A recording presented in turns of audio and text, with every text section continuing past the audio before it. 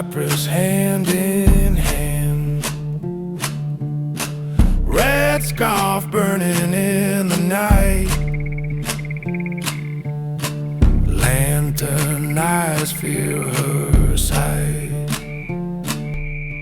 They started calling me Maman Eben, the year the river forgot its banks and the frogs laid eggs in the ruts of Royal Street. Ebony Mother, the whispered one, the one who could tell a fever its name so it would stand up and leave a child's body like a guest too ashamed to finish his drink. I am not a mother to anyone but the dead. But the living love, a title they can hold on their tongues, like a lozenge when the night gets toothy. So I let them keep it. New Orleans is a young city with an old smell. Muck and sweat and sugar cooked too long. The French laid it out as squares and promises. The Spanish put order on the promises and taxes on the squares, and the river shrugged at all of it, the way a lazy god shrugs at a chapel. On hot days, the air tastes of iron and molasses, and the long sigh of men who came here thinking it was a map to gold. On cold nights, it carries drums from the square they let the enslaved have on Sundays, rattles and call and response, and feet beating the dust until the dust learned how to rise in rhythm. Congo Square. The old gods still dance there, even when the soldiers pretend not to hear.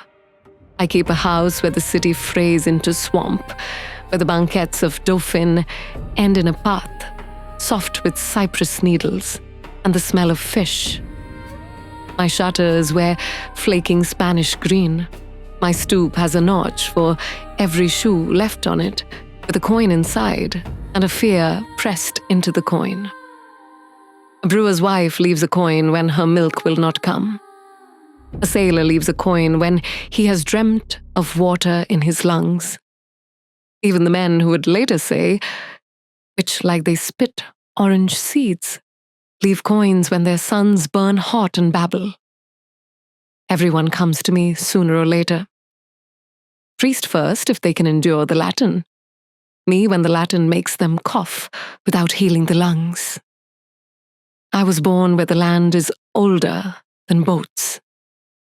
Dahomey, my grandmother said, her mouth shaping the word as if it were a gourd she was opening. She came with gods in the narrow of her back and songs in her teeth, and they tried to salt her so the gods would not keep. Some gods refused to be salted. My father was a carpenter from the islands who apprenticed under a Frenchman and learned to square a door so it would keep out weather and men both.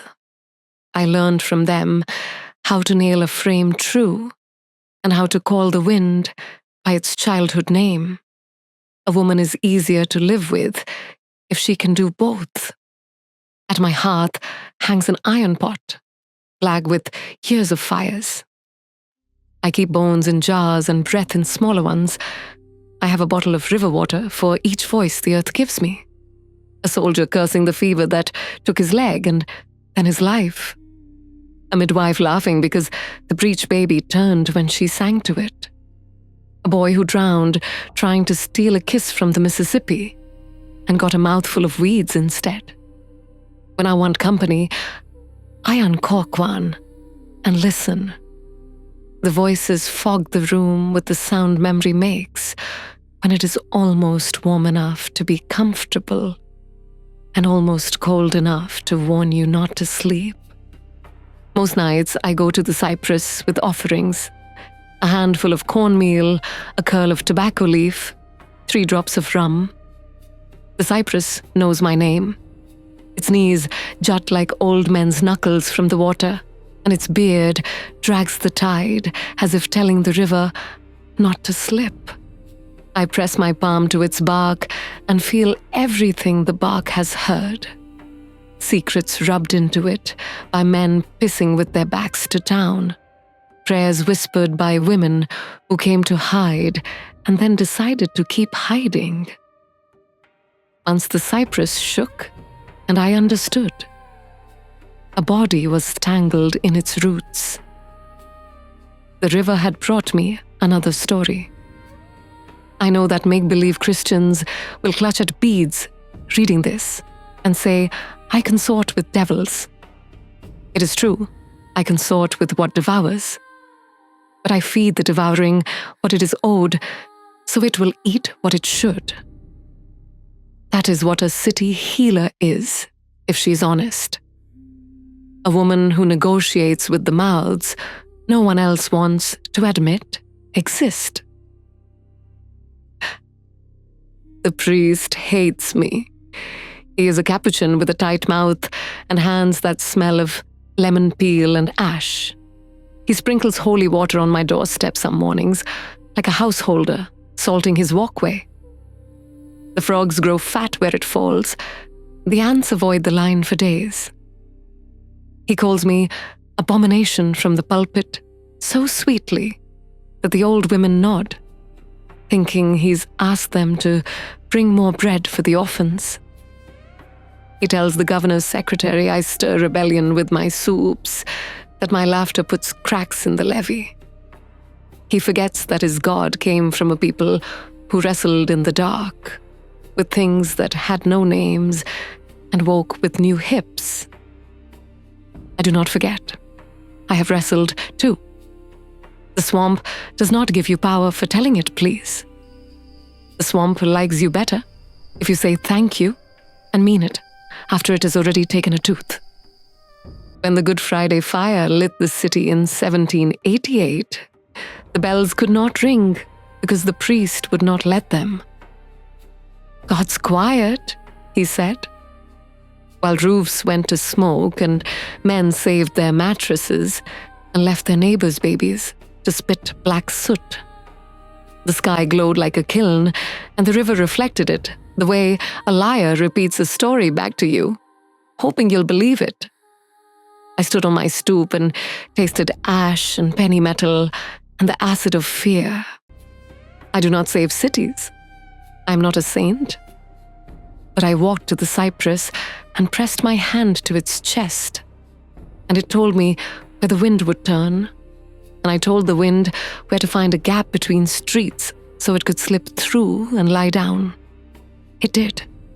In the morning, the French Quarter wore black like a widow who does not intend to remarry, and the Spanish counted the fallen walls and sketched better ones. People thanked God and the governor, and that is proper. I thanked the cypress and the wind, and that is proper too. The fire made new streets in men's minds. In the alleys and on the levee, brotherhoods grew like mushrooms on a stump after rain. Masked men who wanted the city's soul to wear their face. Some were merely drunk together. Some were as serious as a nail in an eye. The white masks came the summer after the fire with torches and a drum that only beat the rhythm of taking. They were Spanish and French together, for fear translates easily.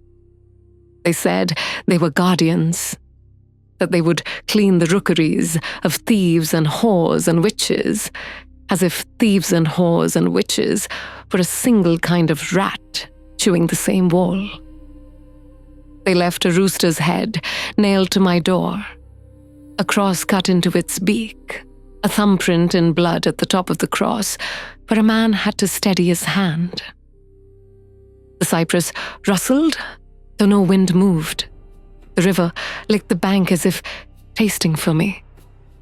Run, the cypress suggested, and then, because it knows me, it said, or sharpen your teeth.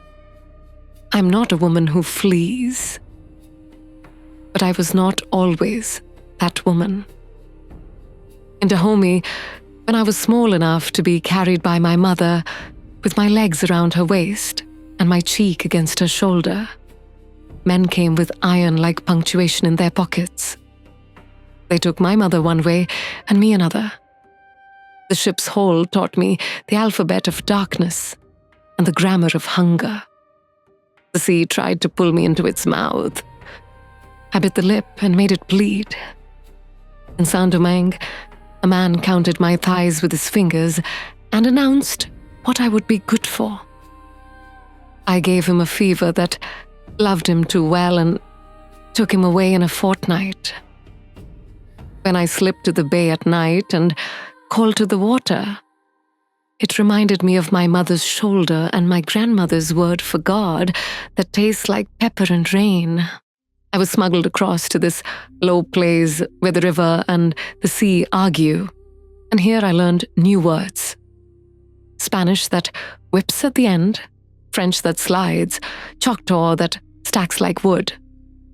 The city's tongue was many tongues pretending to be one. It is a good place to hide and a good place to start over and a bad place to pretend you are not made of what made you. So I sharpened my teeth.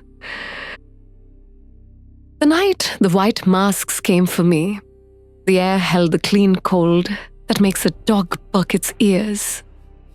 Frogs sang, the moon squinted as if trying to read men's plans in the narrow lanes between houses. I had 3 visitors before the masked ones, the kind that remind you why you do not veil your face. First was a girl with gold hoops in her ears and sugarcane cut on her shins.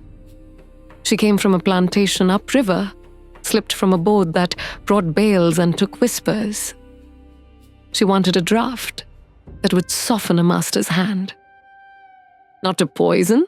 she said quickly, afraid I would misunderstand and make her into a murderer with my bottles, only to make him forget how to be cruel. I gave her a small vial of water that had listened to a lullaby. The river keeps them for me when the nights are long and the mosquitoes write their signature on every wrist. "A drop in his coffee," I told her, and then another when he tries to raise his voice. She pressed her forehead to my knee and sobbed, not from thanks, but because the body must leak somewhere or it rots. Second was a sailor whose left eye shone with the light of someone who has seen too much water and not enough land. He had dreamt of drowning 6 nights in a row and woke with the taste of river weeds. "The sea is jealous," I told him, "and she wants to make you her husband and keep you in her mouth.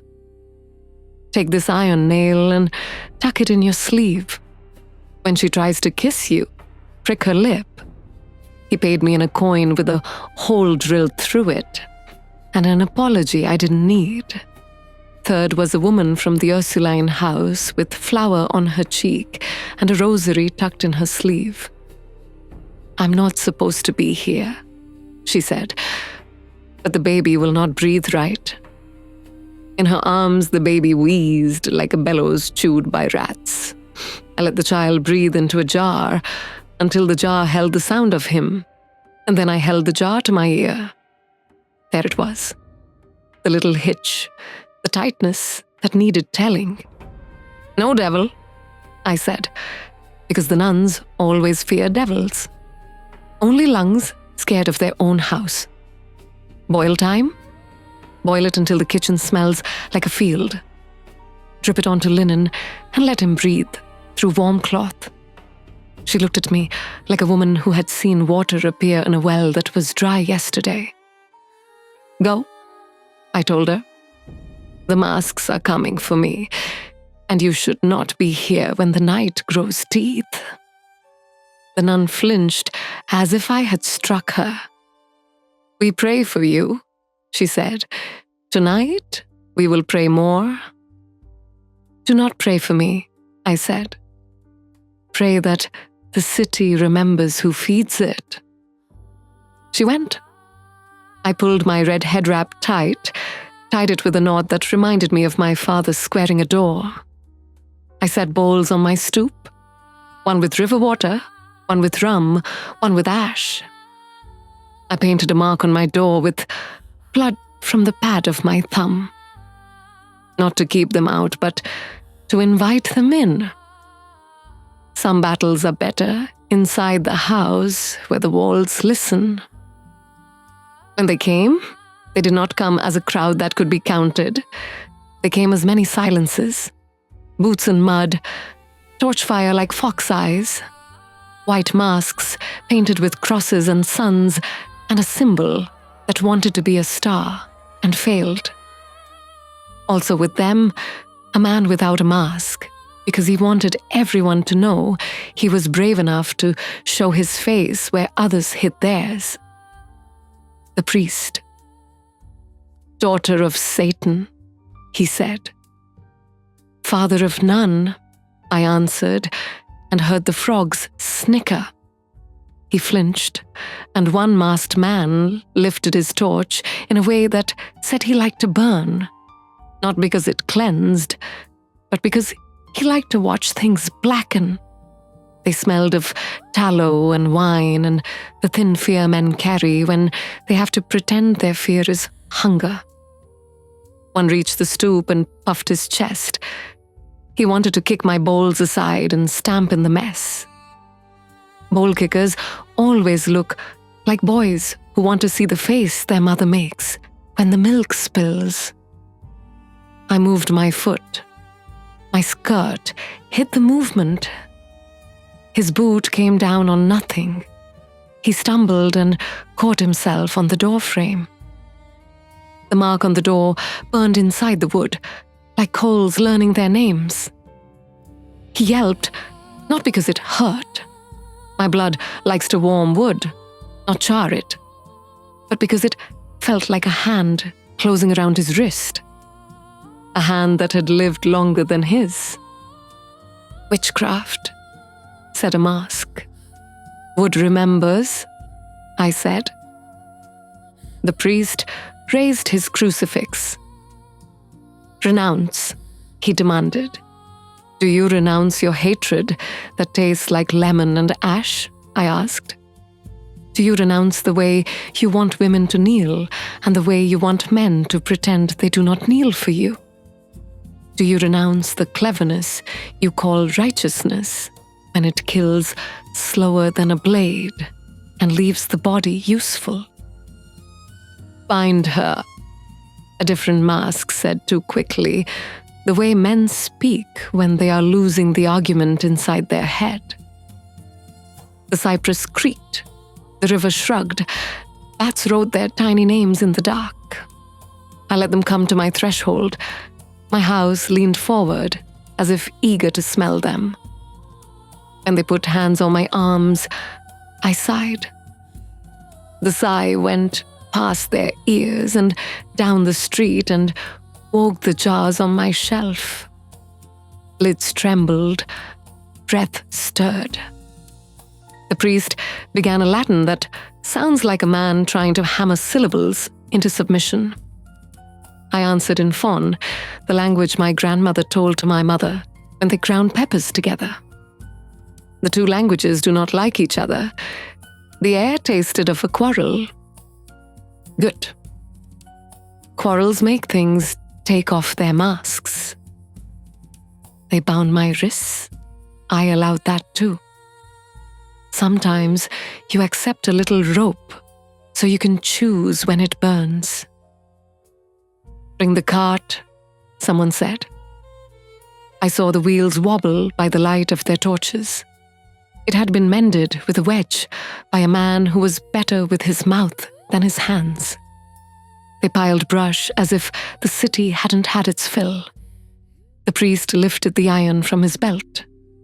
He wanted to brand me with the cross the way men brand calves, so he could pretend the smoke leaving my skin was an offering that made him a priest. I spat in the bowl with ash. I spat in the bowl with rum. I spat in the bowl with river water, and the river spit back. Everything came awake. The breath in the jars, freed by the shudder I had sent through my house, filled the room like summer thunder rolling around a courtyard and not finding a way to leave. The jars said the names of the ones I had saved, and the ones I had not, and the ones I had told harsh truths to, and the ones who had paid me in coins with holes, and the ones who had only paid me with their eyes. The sound went out the door, and across the masks, and under the priest's robe. Even a man with a crucifix wears a body that knows when a mother is speaking. "Listen," I said. "Listen to your city." They did. They heard a drummer from the square humming to himself to keep fear out of his fingers. They heard an old woman murmuring to bread while it rose. They heard a fiddler on rampart practicing the sad song so he could earn enough to play the happy one. They heard a boy trying not to cry and failing because boys' bodies betray them kindly. They heard a nun reciting Hail Marys under her breath, while a baby slept, without a wheeze, for the first time in days. Half the masks took a step back. The other half took a step forward. Men always divide themselves when the world tells them the story is different than the one they had planned to make with their hands. Which, the priest insisted, because if the story changed, he would have to change. And he did not believe in a God that changed men without breaking them. I could have done something simple then. Turned their torches to snakes, their masks to biting bees. I know the tricks. I have tricks I have never used because I like the taste of them better with the cork left in. Instead, I chose an old thing, older than the river, and kinder, though not what you would call gentle. I called the water up, not the Mississippi. I do not command that old lover. I have never met the man or god or woman who does. I called the water that lurks in wood and walls, the wet whisper that lives under every brick like a rumor. The swamp obeyed. Dew rose from my doorframe without a dawn. The boards sighed and swelled. The rope on my wrists softened and loosened, as if it wanted to let my hands go where they were always meant to be. The cart's mended wheel remembered it was tired and gave up the wedge. The cart sighed onto its axle as a tired man sighs onto a bed. The priest's wonderfully polished crucifix took a thin skin of rust that would trouble him every time he touched it for the rest of his life. One of the masked men panicked. Panic has a smell like sour milk left in sun. He lunged and hit me hard enough that my teeth clicked. This is always the moment in stories when witches turn wrathful, and the writers get to show you what women can do when they have had enough. I did not become larger. I did not become smoke. I laughed. It wasn't a witch's cackle. It was a sound my mother made when the goat knocked over the bucket and then looked proud of himself for knocking. It was a laugh that forgives more than it forgets. It was a laugh that reminds boys they are boys and invites men to be better versions of themselves in the morning if they survive the night. The man who hit me cried. Right there behind his mask, his shoulders jumped. He made the sound of a child who hid in a sugarcane row once and watched a thing no one should have to watch, and his body remembered now and asked him what he planned to do about it other than kick balls. He dropped his torch. Embers skittered like beetles.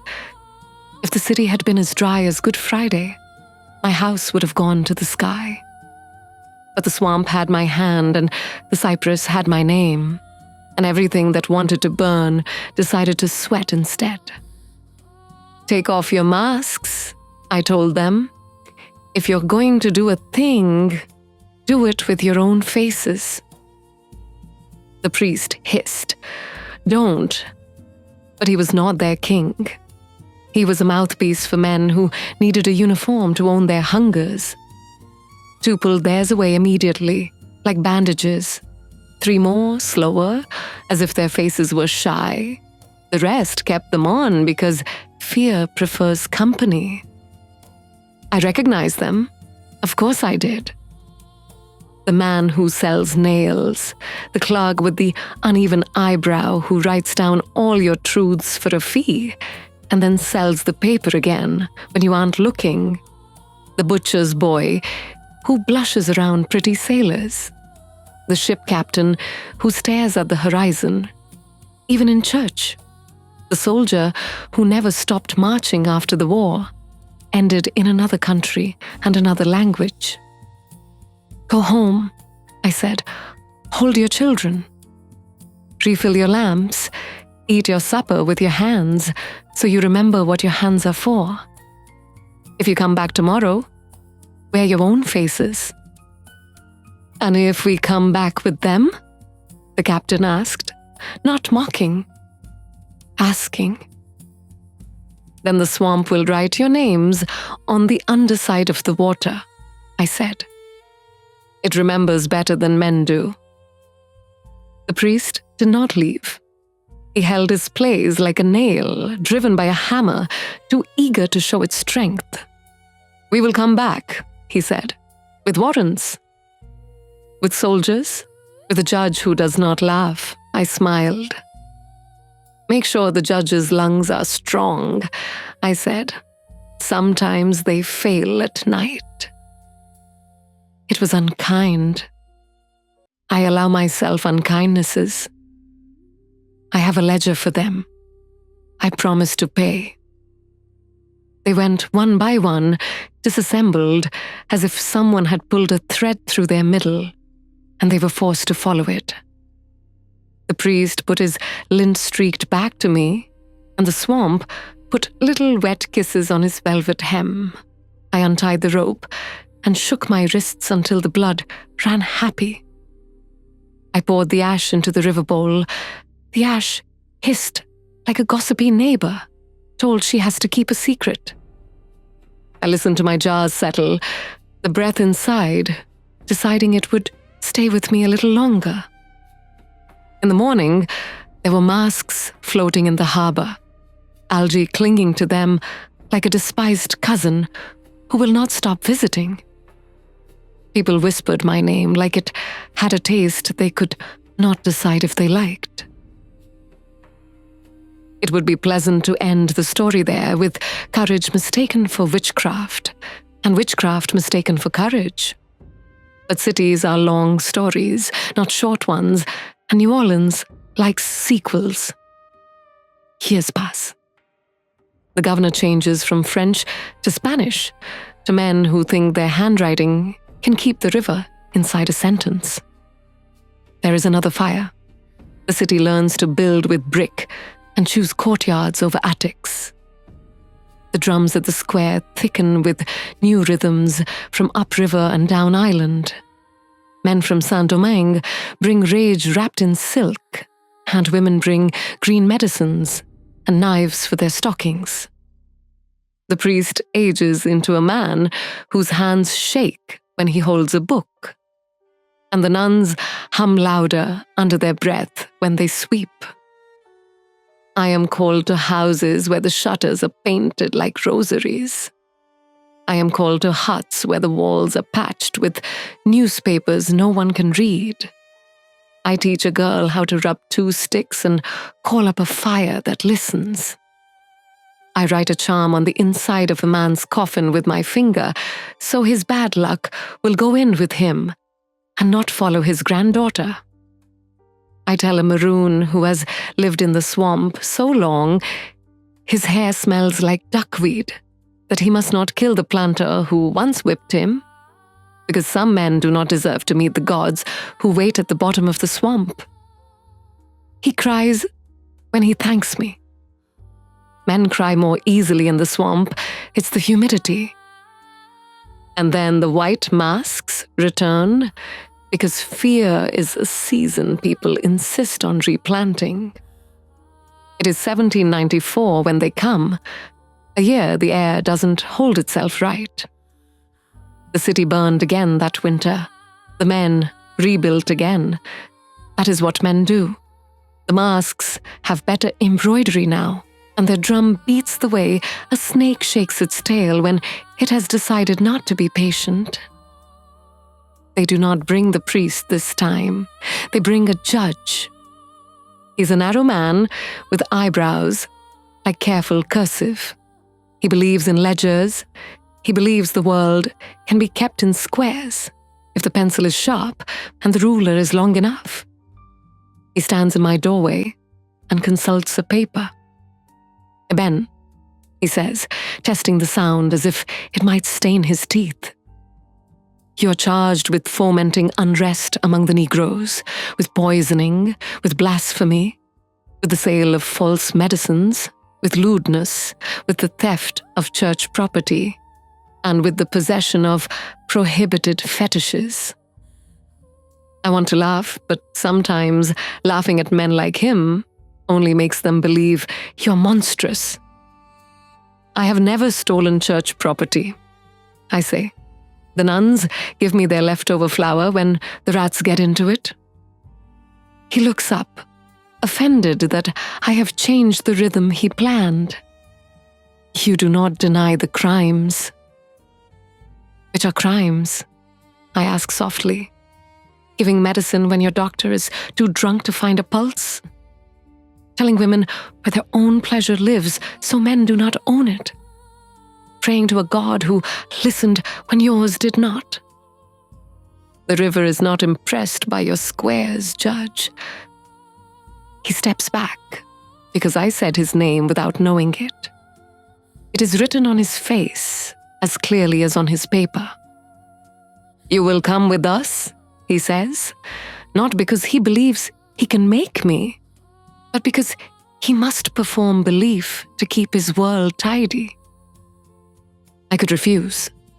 Doors can grow teeth if you ask them nicely and feed them bacon fat. But sometimes you go to the square to speak where all the windows can hear. I wrap my scarf. I put 3 jars in my basket. The breath of a woman who died laughing, the breath of a man who forgave himself in time, and the breath of a child who had never learned to be afraid of thunder. They parade me through the quarter.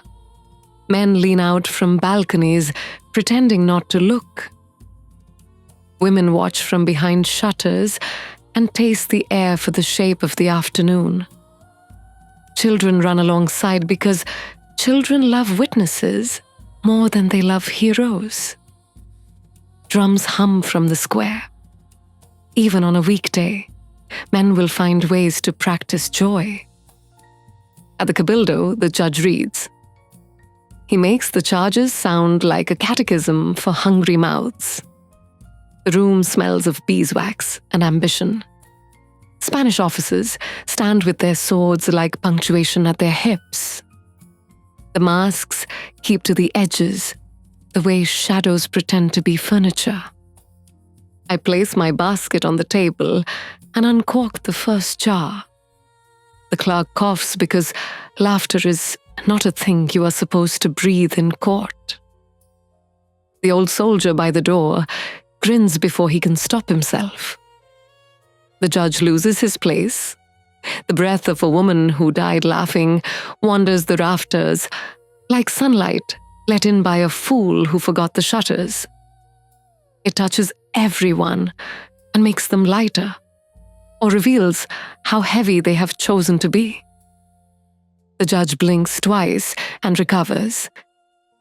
He reads faster, as men do when something threatens to catch them if they go slowly. I uncork the second jar. Forgiveness smells like summer rain or navy blue.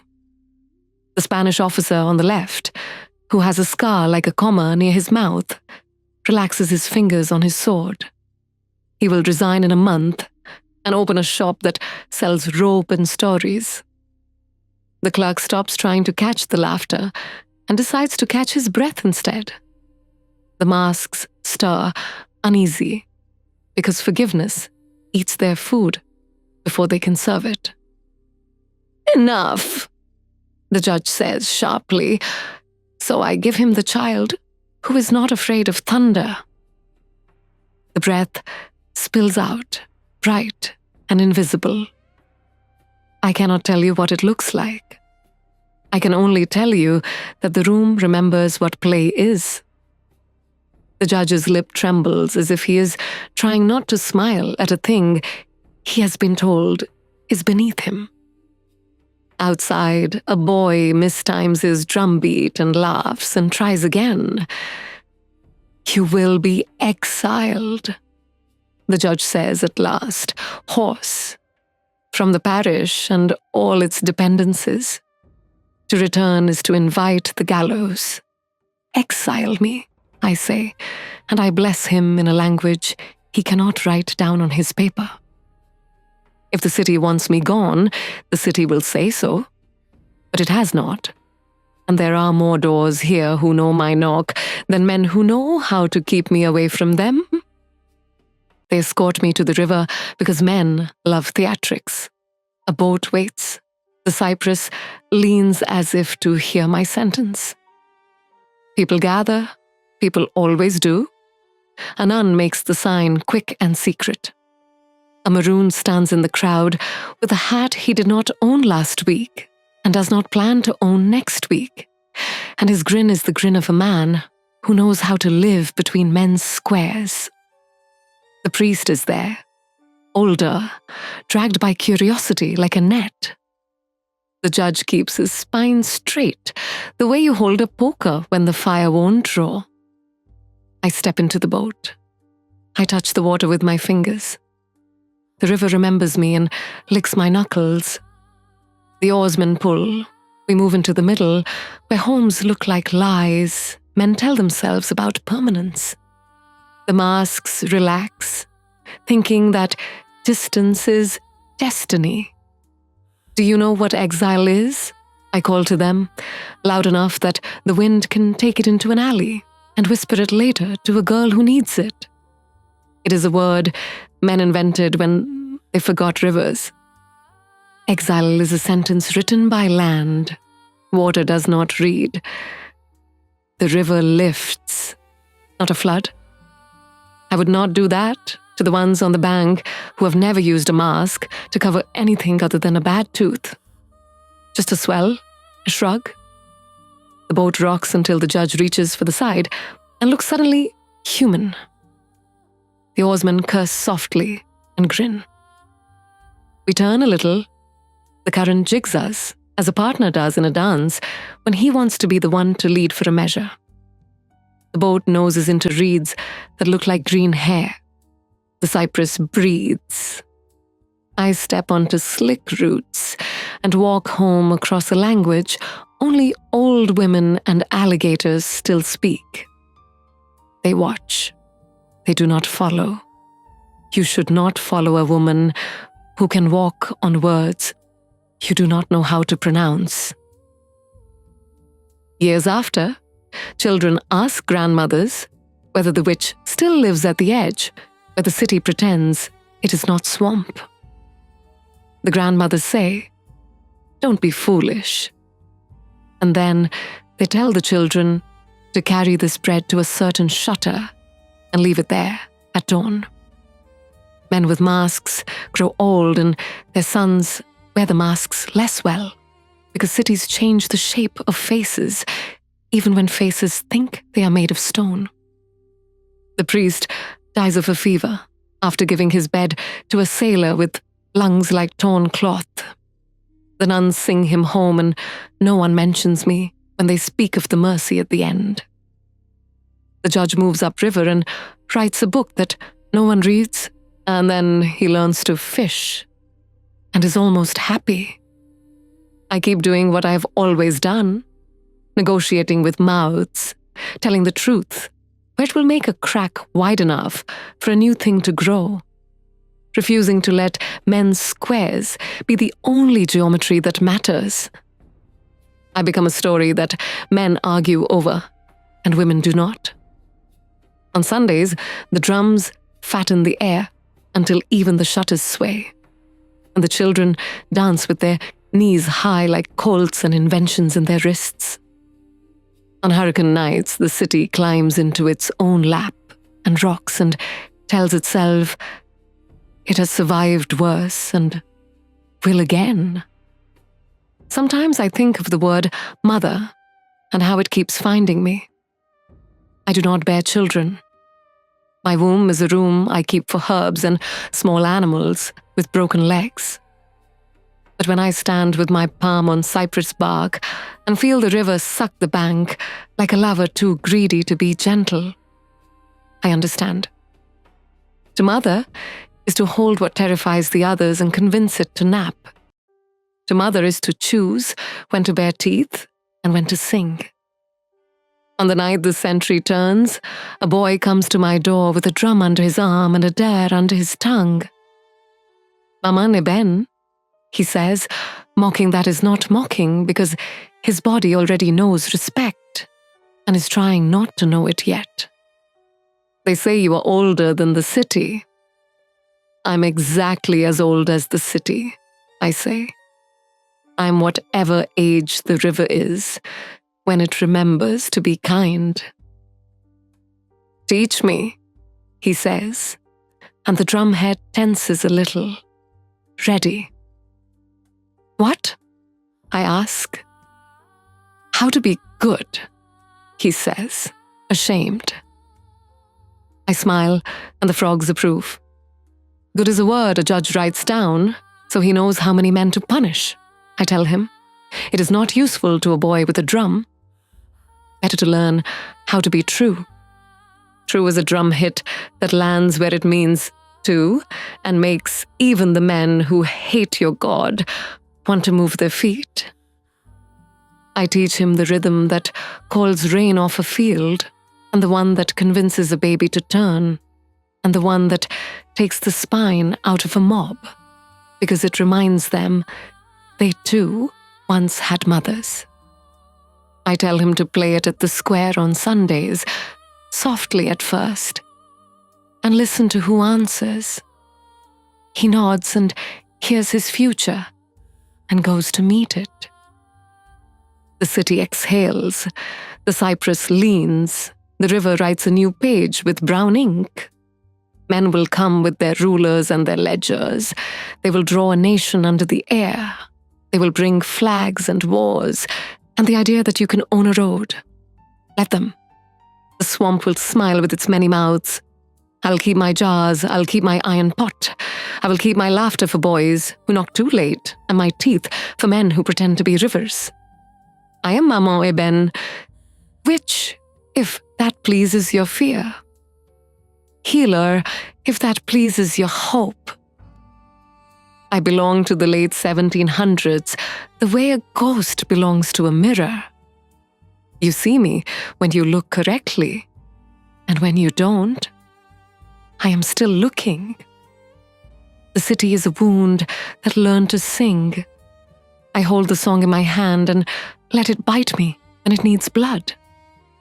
And when the masks float back, as they always do, slick with algae and righteousness, I will meet them at my stoop with 3 bowls and a red scarf, and the cypress will say my name, and the river will lick my thumb, and the night will grow teeth, and then, if I ask it nicely enough, the night will learn to smile.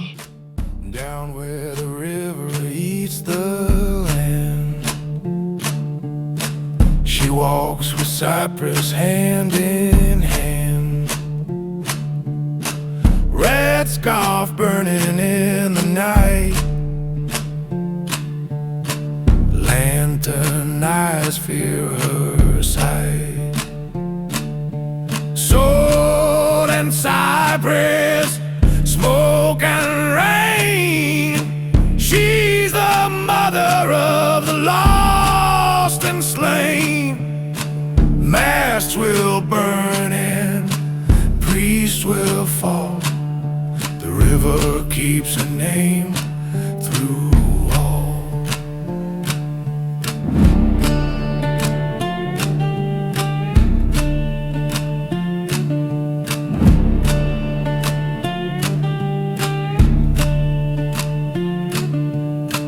Jars of breath upon the shelf, Witches whisper to themselves, laugh that breaks a hunter's will, teeth that bite when torches spill. Salt and cypress, smoke and rain. She's the mother of the lost and slain. Masks will burn and priests will fall. The river keeps a name through all.